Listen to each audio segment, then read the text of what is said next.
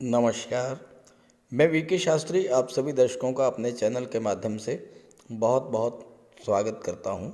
मार्च 2023 का माह समाप्ति की ओर है और अप्रैल 2023 का महीना आपके जीवन में नई खुशियां, नया सवेरा, कुछ नए और सुखद परिवर्तन लेकर आ रहा है।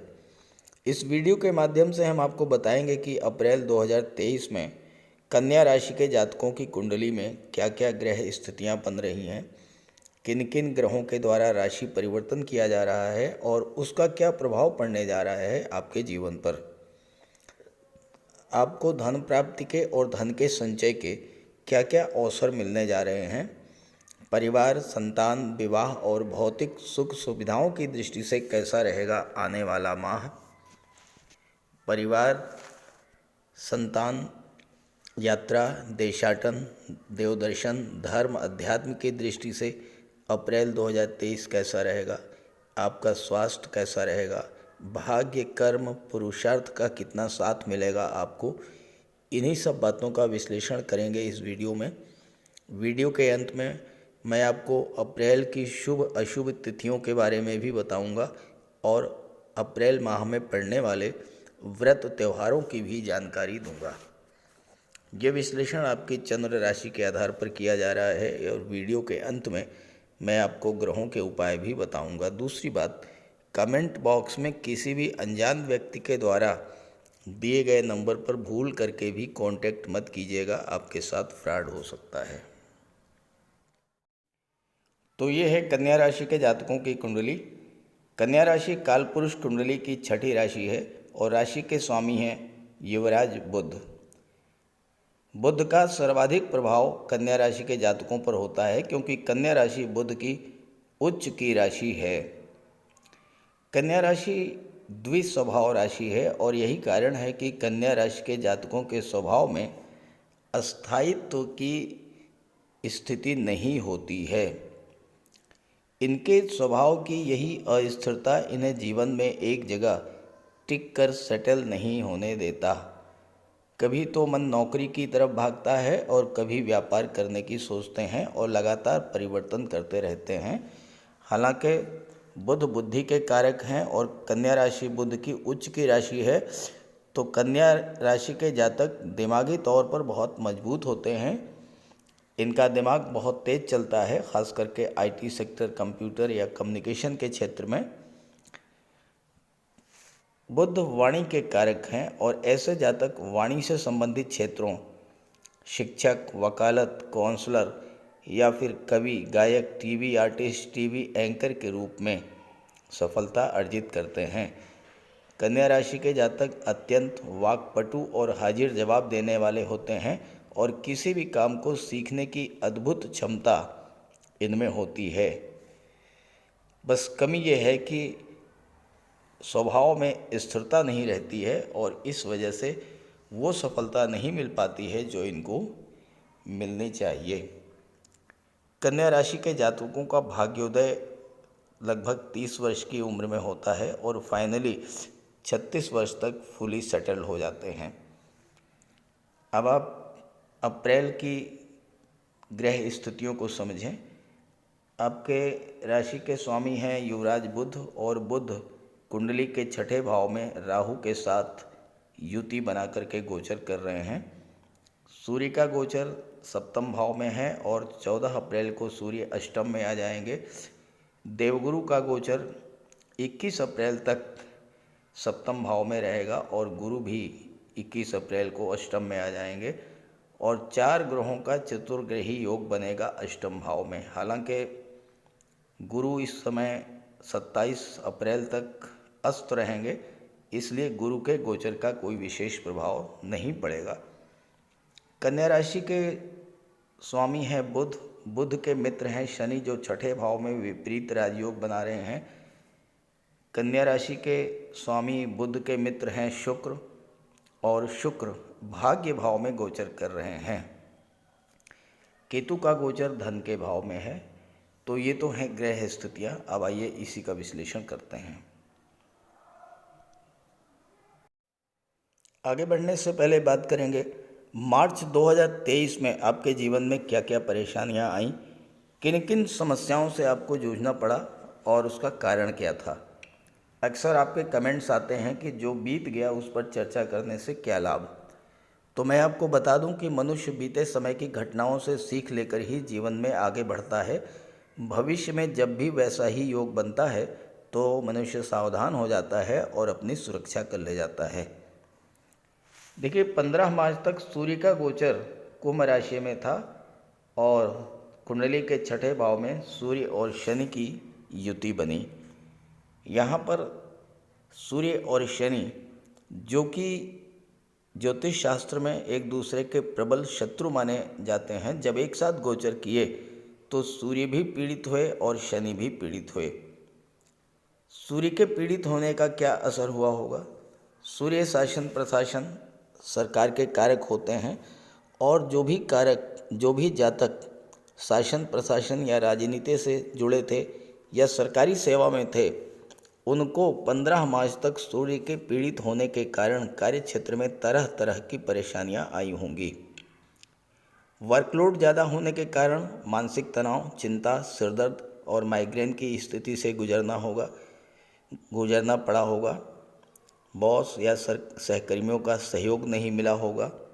पद प्रतिष्ठा प्रमोशन में देरी हुई होगी और ये भी हो सकता है कि जो टारगेट आपको दिया गया हो उसे पूरा करने में मानसिक दबाव के कारण आपके स्वभाव में चिड़चिड़ापन, गुस्सा और वाणी में कटुता भी आई हो। छठा भाव सर्विस सेक्टर का होता है, कंपटीशंस का होता है, नौकरी का होता है और प्रतियोगी छात्रों के लिए भी 15 मार्च तक का समय अच्छा नहीं रहा होगा। सूर्य की दृष्टि 12वें भाव पर पड़ी और सूर्य पीड़ित थे। सूर्य 12वें भाव के स्वामी भी हैं, तो विदेश संबंधी कार्यों में भी आपको समस्या आई होगी और हो सकता है कि कोर्ट कचहरी या अस्पताल के चक्कर भी आपको लगाने पड़े हों। सूर्य पिता के कारक हैं, तो पिता को कष्ट हुआ होगा, या तो पिता का स्वास्थ्य खराब हुआ होगा या फिर पिता से आपके संबंध खराब हुए होंगे। अगर आप हार्ट पेशेंट हैं तो हार्ट प्रॉब्लम्स बढ़ी होगी, हो सकता है अस्पताल में एडमिट भी होना पड़ा हो। हाई ब्लड प्रेशर, नेत्र कष्ट, ये सब समस्याएं आई होंगी।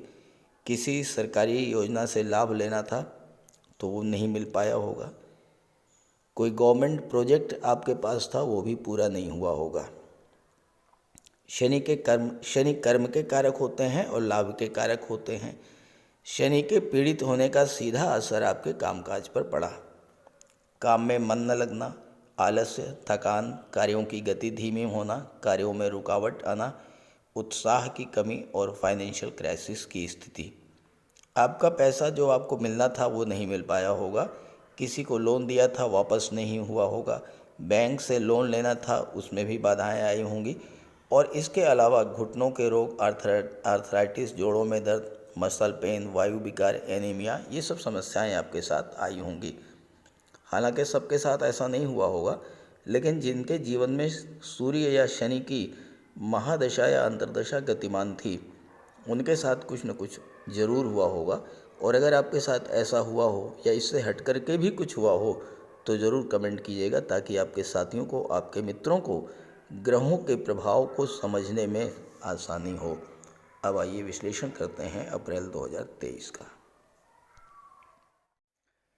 कन्या राशि के स्वामी हैं युवराज बुध और बुध के परम मित्र हैं शनि, सूर्य और शुक्र।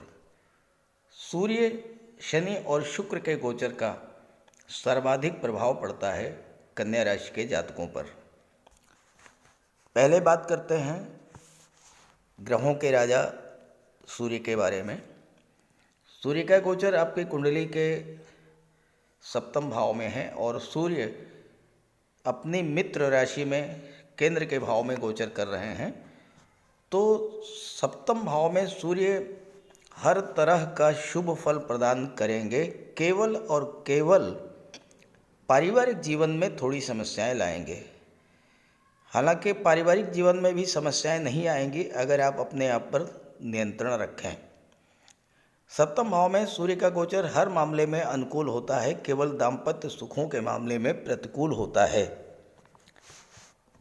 जीवन साथी के स्वास्थ्य में कमी आ सकती है, जोड़ों में दर्द की शिकायत हो सकती है। लेकिन वहीं दूसरी तरफ अगर आपका जीवन साथी किसी नौकरी में है, जॉब में है, तो ये उनके लिए विशेष सफलता लाने वाला भी होगा। जीवन साथी से कुछ दिनों के लिए दूरी भी बन सकती है। जीवन साथी से संबंध बना कर रखें, ईगो अहंकार को छोड़ दें। मैं ही सब कुछ हूँ, मैं जो सोचता हूँ, जो करता हूँ वही सही है। अगर आप इस भावना को छोड़कर जीवन साथी को भी सम्मान दें, उनकी बात सुनें, उनकी भावनाओं को समझें, तो फैमिली लाइफ में भी कोई दिक्कत नहीं आएगी। और ऐसे ही बिजनेस पार्टनर के साथ भी धन से ज़्यादा संबंधों को महत्व देने का है। सूर्य यहाँ पर आपके कुंडली में विदेश भाव के स्वामी हैं और सप्तम भाव व्यापार का होता है। तो विदेशी व्यापार के मामलों में विशेष सफलता देने वाला होगा सूर्य का ये गोचर। विदेश से धन की प्राप्ति हो सकती है और आप उच्च शिक्षा के लिए विदेश भी जा सकते हैं। 14 अप्रैल को सूर्य अष्टम भाव में आ जाएंगे, बुध और राहु के साथ रहेंगे। 21 अप्रैल को गुरु भी आ जाएंगे, हालांकि गुरु का कोई विशेष प्रभाव नहीं पड़ेगा। सूर्य जब अष्टम में होते हैं तो अष्टम का कोई प्रभाव सूर्य पर नहीं पड़ता है। यहाँ पर सूर्य आपके धन भाव पर दृष्टि डालेंगे तो आर्थिक पक्ष को मजबूत करेंगे। धन तो आएगा ही, आप धन की बचत भी करेंगे। अपने जीवन साथी के माध्यम से भी आपको धन की प्राप्ति होगी। ससुराल से, मार्केटिंग के क्षेत्र से, इंश्योरेंस के क्षेत्र से अचानक से धन की प्राप्ति हो सकती है। अष्टम भाव में सूर्य के गोचर के बाद, चूँकि सूर्य यहाँ अपनी उच्च की राशि में गोचर कर रहे हैं, आप कुछ ऐसा करेंगे जिससे आपको विशेष लाभ होगा। समाज में मान सम्मान बढ़ेगा, आपको सभी भौतिक सुख प्राप्त होंगे। अष्टम भाव गुप्त रहस्यों, गुप्त विद्याओं, गुप्त धन का होता है। गहराई से सोचने समझने का होता है, नई चीज़ों की खोज करने का होता है। आप इस गोचर काल में ये तय कर पाएंगे कि आप क्या अच्छा है, क्या बुरा है। अपने जीवन के लक्ष्यों के प्रति आप गंभीरता से, गहराई से विचार करेंगे। आपको किस दिशा में कार्य करना है, किस दिशा में आगे बढ़ना है, ये ज्ञान आपको इस गोचर काल में प्राप्त होगा, क्योंकि सूर्य आपके जीवन में प्रकाश लाएंगे, अंधेरे को दूर करेंगे और उजाले के ओर ले जाएंगे। आपकी सोच में बदलाव देखने को मिलेगा। अब शनि की बात करते हैं, जो कि छठे भाव में विपरीत राजयोग बना रहे हैं। कन्या राशि के जातकों के लिए शनि का गोचर विशेष महत्व का होगा, क्योंकि शनि पंचम भाव के स्वामी होकर के छठे भाव में गोचर कर रहे हैं और विपरीत राजयोग बना रहे हैं।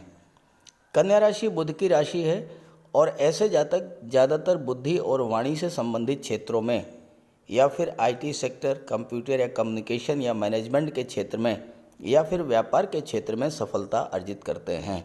ऐसे जातक बैंकिंग के क्षेत्र में, एजुकेशन के क्षेत्र में और फाइनेंस के क्षेत्र में भी सफलता अर्जित करते हैं। छठा भाव कंपटीशन का होता है और पंचम भाव जो है वो शिक्षा का, संतान का होता है। इस गोचर काल में चाहे व्यापारिक प्रतिद्वंदिता हो, नौकरी के क्षेत्र में आगे बढ़ने की होड़ हो, व्यापार के क्षेत्र में आगे निकलने की इच्छा हो या प्रतियोगी परीक्षाओं को क्रैक करना हो, हर जगह ऐसे जातक अपने किसी भी प्रतिद्वंदी को पीछे छोड़कर आगे निकलेंगे, क्योंकि शनि छठे भाव में विपरीत राजयोग बना रहे हैं। पंचम भाव शिक्षा का है। छात्रों के लिए भी बहुत बेहतर है, क्योंकि शनि पंचमेश होकर छठे में गोचर कर रहे हैं। छठा भाव नौकरी का होता है, सर्विस सेक्टर होता है और यहाँ विपरीत राजयोग बना रहे हैं, तो नौकरी प्राप्त करने का या स्वतंत्र रूप से व्यापार व्यवसाय के क्षेत्र में आगे बढ़ने का अनेक अवसर प्राप्त होगा आपको। शनि की दृष्टि 12वें भाव पर पड़ेगी, विदेश भाव पर, तो शनि के प्रभाव से आपको किसी मल्टीनेशनल कंपनी में, किसी विदेशी कंपनी में नौकरी भी मिल सकती है। विदेशी व्यापार में लाभ होगा, एक्सपोर्ट इंपोर्ट के व्यापार में लाभ के नए नए अवसर मिलेंगे। उच्च शिक्षा के लिए विदेश जा सकते हैं। 12वां भाव ट्रांसफॉर्मेशन का होता है, परिवर्तन का हो सकता है। होता हो सकता है आप अपनी नौकरी या व्यापार में कुछ परिवर्तन भी करना चाहें, लेकिन ध्यान रहे शनि अत्यंत मंद गति से गतिमान होने वाले ग्रह हैं। शनि को जल्दबाजी पसंद नहीं, इसलिए कोई भी फैसला जल्दबाजी में ना लें। पर्याप्त सोच विचार के बाद ही कोई परिवर्तन करें। शनि राहु के नक्षत्र शतभिषा नक्षत्र में गोचर कर रहे हैं। राहु हैं विदेश के कारक और शनि की दृष्टि भी राहु पर पड़ रही है। आप अपने व्यापार का जितना अधिक विस्तार विदेश में करेंगे, यानी मातृभूमि से दूर जाकर करेंगे, उतना ही अधिक आपको लाभ होगा। क्योंकि राहु विदेश के कारक हैं, राहु ऑनलाइन टेक्नोलॉजी के कारक हैं। तो अगर आप अपने व्यापार व्यवसाय को ऑनलाइन प्लेटफॉर्म से करेंगे, ऑनलाइन प्लेटफॉर्म का जितना यूज़ करेंगे उतना ही आपको लाभ मिलेगा। 12वां भाव खर्चों का होता है, लेकिन शनि विपरीत राजयोग बना रहे हैं और गुरु और राहु की दृष्टि भी 12वें भाव पर पड़ रही है, तो खर्चों में कमी आएगी। हाँ, व्यापार के विस्तार में धन खर्च करेंगे तो उससे तो आपको लाभ ही होगा।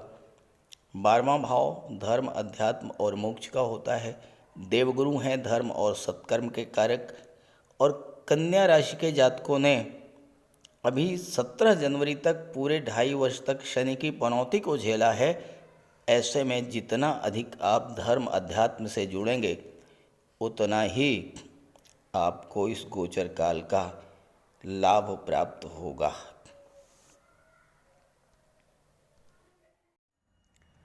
शुक्र का गोचर 6 अप्रैल को कुंडली के 9वें भाव में होगा। 9वां भाव भाग्य का, धर्म अध्यात्म का, गुरु का, पिता का, यात्रा देशाटन का और उच्च शिक्षा का होता है।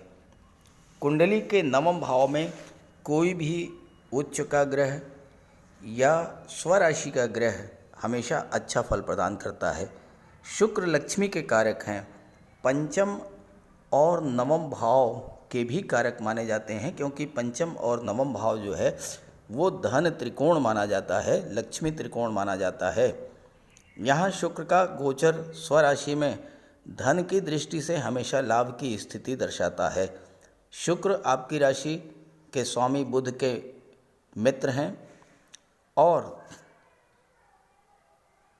धन भाव के स्वामी हैं, तो यहाँ पर आपको धन की प्राप्ति कराएंगे, धन का संचय कराएंगे और आप गोल्ड में, प्रॉपर्टी में निवेश कर सकते हैं। अगर आप महिला हैं तो आप jewellery, ornaments, designer dresses, perfumes ये सब परचेज करेंगे। भाग्य का आपको पूरा साथ मिलेगा इस गोचर काल पर और शुक्र की दृष्टि पराक्रम भाव पर पड़ेगी, तो भाग्य और पुरुषार्थ के बल पर आप कार्य क्षेत्र में उन्नति करेंगे, क्योंकि बुध 10वें भाव के स्वामी हैं। कार्य क्षेत्र में उन्नति होगी, धन का लाभ होगा। उच्च शिक्षा के लिए विदेश जा सकते हैं, आप अपनी कला के प्रदर्शन के लिए विदेश जा सकते हैं, नया घर, नया वाहन खरीद सकते हैं। विवाह और संतान का भी योग बनेगा शुक्र के भाग्य भाव में गोचर करने से। भाग्य भाव के स्वामी हैं शुक्र और शुक्र भाग्य भाव में ही बैठे हैं, तो इससे बेहतर समय और क्या हो सकता है। किसी लंबी यात्रा, तीर्थाटन, देवदर्शन के लिए आप जा सकते हैं। पिता और गुरु के मार्गदर्शन में आप आगे बढ़ेंगे और इस गोचर काल में आपके घर में कोई धार्मिक या मांगलिक आयोजन भी हो सकता है। भाग्य के सपोर्ट से आपको कम परिश्रम में अधिक लाभ, अचानक धन की प्राप्ति और जीवन के हर क्षेत्र में सफलता प्राप्त होगी।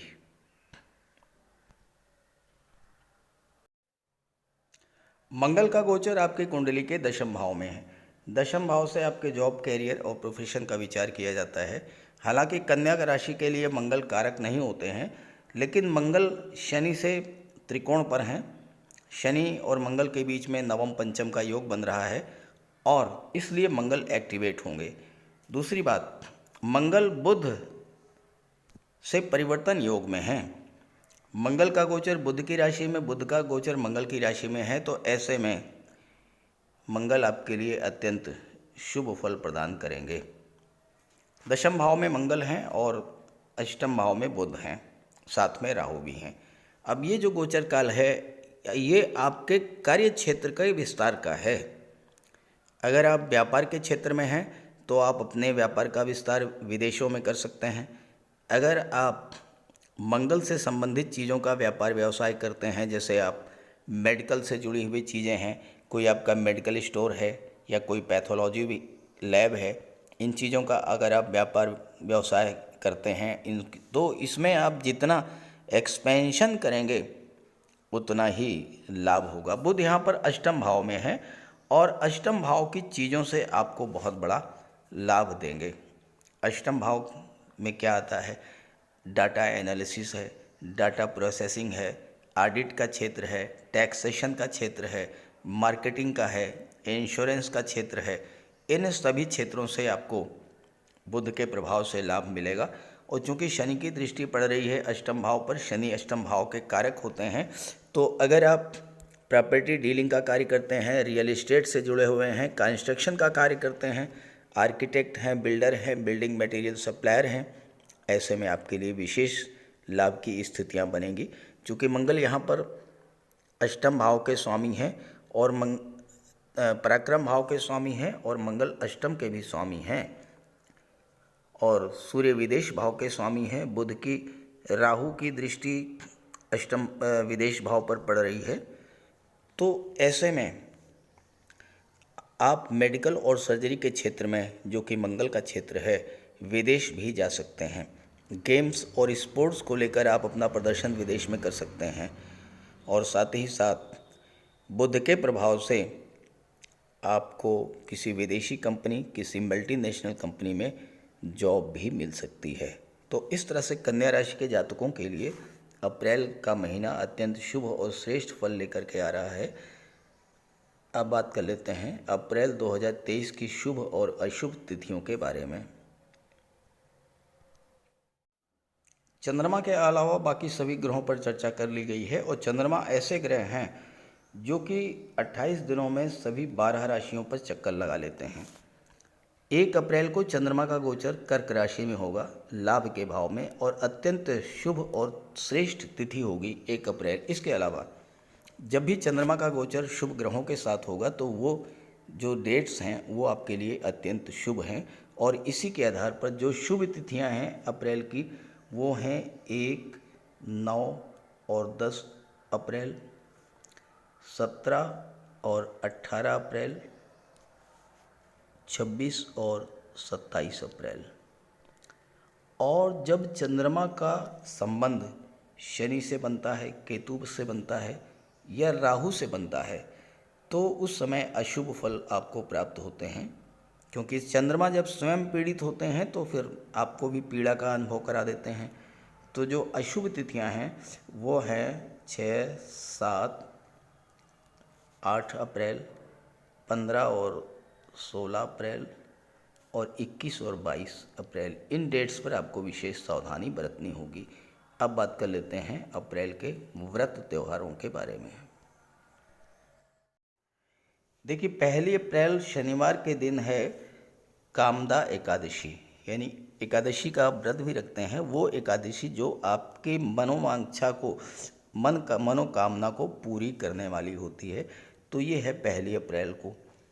और इसके बाद 4 अप्रैल को दिन है मंगलवार और ये है महावीर जयंती। और 5 अप्रैल को बुधवार का दिन है और ये है चैत्र पूर्णिमा। 4 अप्रैल को मंगलवार को महावीर जयंती है, 5 अप्रैल को बुधवार के दिन चैत्र पूर्णिमा है, 9 अप्रैल को हनुमान जयंती है। भगवान बजरंगबली की आप जो है उपासना कीजिए 9 अप्रैल को। 14 अप्रैल शुक्रवार को बैसाखी है, 16 अप्रैल रविवार को वरुथनी एकादशी है, 22 अप्रैल शनिवार को अक्षय तृतीया है और 22 अप्रैल को ही परशुराम जयंती भी है। और इसके बाद 27 अप्रैल को सीता नवमी है और 27 अप्रैल को ही गंगा सप्तमी है। तो ये तो हैं अप्रैल के व्रत और त्यौहार। अब बात कर लेते हैं ग्रहों के उपाय के बारे में। जो ग्रह आपकी कुंडली में कमज़ोर स्थिति में हैं या आपके जीवन में जिन ग्रहों की महादशा या अंतर्दशा गतिमान है, आप उनका उपाय अवश्य कीजिएगा। तो बात कर लेते हैं उपायों पर। किसी भी जातक की कुंडली में बनने वाले राजयोगों का संपूर्ण लाभ उसे तब मिल पाता है जब राजयोग बनाने वाले ग्रह कुंडली में मजबूत स्थिति में हों। और ज्योतिष शास्त्र में ग्रहों को बल प्रदान करने के लिए उपायों की व्यवस्था की गई है। तो अगर आपकी जन्म कुंडली में राजयोग बनाने वाले ग्रह कमज़ोर स्थिति में हैं, अंश बल से कमज़ोर हैं, तो ग्रहों का उपाय ज़रूर कीजिए। इससे ग्रहों को बल प्राप्त होगा और आपको राजयोग का संपूर्ण लाभ प्राप्त हो पाएगा। सबसे पहले मंगल की बात करते हैं। इसके लिए बजरंगबली की उपासना कीजिए, हनुमान जी की आराधना कीजिए, हनुमान चालीसा का पाठ कीजिए, हनुमान जी के मंदिर में जाकर के उनके चरणों में बैठिए और उनके चरणों का सिंदूर अपने मस्तक पर धारण कीजिए। मंगलवार के दिन स्नान के बाद लाल वस्त्र धारण कीजिए, मंगलवार का व्रत रखिए। हनुमान जी को सिंदूर में चमेली का तेल मिला करके अर्पित करें। हनुमान जी को चोला चढ़ाएं और मूंगा धारण कर सकते हैं, लेकिन किसी योग्य ज्योतिषी से परामर्श लेकर। और मंगलवार के दिन लाल वस्त्र, गेहूं, गुड़ और तांबे का दान करने से भी मंगल को बल प्राप्त होता है। जहाँ तक देवगुरु की बात है, देवगुरु बृहस्पति को प्रसन्न करने के लिए गुरुवार का व्रत रखिए। 5 गुरुवार, 11 या 43 गुरुवार का व्रत रखें। घर में केले का एक वृक्ष लगा लें और उसकी सेवा करें। स्नान करते समय पानी में हल्दी या केसर मिलाकर स्नान करें और हल्दी या केसर का तिलक लगाएं। भूल करके भी गुरु, साधु, संतों का, माता पिता का अपमान ना करें। माता पिता, गुरु और वृद्धों का सम्मान करें, उनकी सेवा करें और उनका आशीर्वाद प्राप्त करें। तोते को चने की दाल खिलाएं, इससे बुध और गुरु दोनों प्रसन्न होते हैं। पुखराज भी धारण कर सकते हैं गुरुवार के दिन, लेकिन योग्य ज्योतिषी का परामर्श लेकर ही कोई रत्न धारण करें। ज़्यादा बेहतर ये है कि हल्दी की एक गांठ पीले वस्त्र में बांधकर अपने बाजू में बांध लीजिए और पीले रंग के वस्त्रों का ज़्यादा प्रयोग कीजिए। चादर, तकिए, गिलाफ ये सब पीले रंग के रखिए, पर्दे। शुक्र को बल प्राप्त हो, इसके लिए माता लक्ष्मी की उपासना कीजिए और 21 या 31 शुक्रवार को व्रत रखें। शुक्रवार के दिन सफ़ेद रंग के वस्त्र, चीनी, चावल, दूध और दही, घी से बने पदार्थों का सेवन करें। और शुक्रवार के दिन सफ़ेद वस्त्र, चावल, चीनी, घी, श्रृंगार सामग्री, कपूर, मिश्री और दही, इन सब चीज़ों का यथाशक्ति दान करें। डायमंड धारण कर सकते हैं, लेकिन हीरा धारण करने से पहले योग्य ज्योतिषी का परामर्श ले लें। महिलाओं का सम्मान करें। शुक्रवार के दिन कन्याओं को खीर और मिष्ठान का भोजन कराएं। इत्र का प्रयोग करें। घर को साफ सुथरा रखें और भगवान शिव को श्वेत पुष्प अर्पित करें। जहाँ तक बुध की बात है, तो बुधवार के दिन तुलसी का पौधा लगाकर उसकी सेवा करें। गाय की सेवा करें, गाय को हरा चारा खिलाएं। हरियाली बढ़ाने वाले पौधे लगाएं और दान करें पौधों का, क्योंकि बुध को हरा रंग अत्यंत प्रिय है।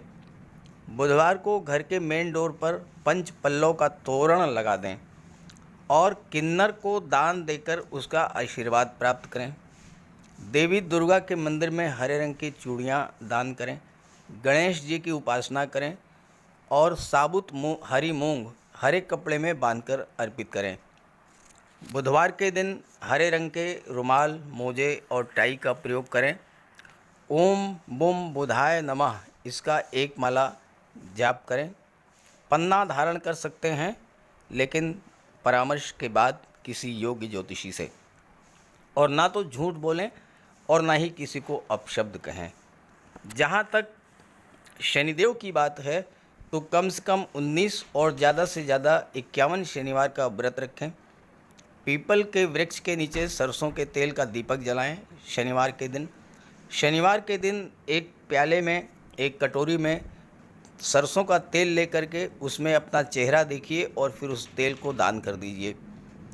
उड़द से बनी पंजीरी, पकौड़ा, चीला, बड़ा, इन सब का सेवन करिए। सरसों के तेल में बने भोज्य पदार्थों का सेवन कीजिए। शनिवार के दिन कंबल, जूता, चप्पल, लोहा, काला तिल, काला उड़द, काले वस्त्र और जटा वाले नारियल दान दें।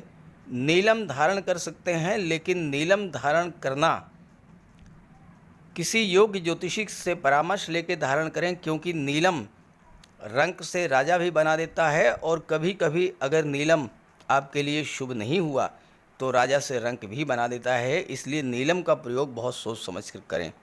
ज़्यादा बेहतर ये है कि आप गरीबों की हेल्प करें। कोई भी गरीब, लाचार, असहाय, दिव्यांग व्यक्ति आपके पास आता है, मदद कीजिए यथासंभव और किसी भी गरीब व्यक्ति को कष्ट ना दें। साथ ही साथ ऐसे कार्य ना करें जो कि शनिदेव को पसंद नहीं है। शनिदेव को छल, कपट, झूठ, फरेब, बेईमानी, आलस्य ये सब पसंद नहीं है, तो ऐसे कार्य मत कीजिए। और शनिदेव को अनुशासन, परिश्रम, मेहनत, ईमानदारी और सच्चाई ये पसंद है, तो ये आप अपने अंदर इन गुणों को विकसित करें, शनिदेव प्रसन्न होंगे। तो उपाय ज़रूर कीजिएगा, इससे आपको लाभ होगा। नमस्कार।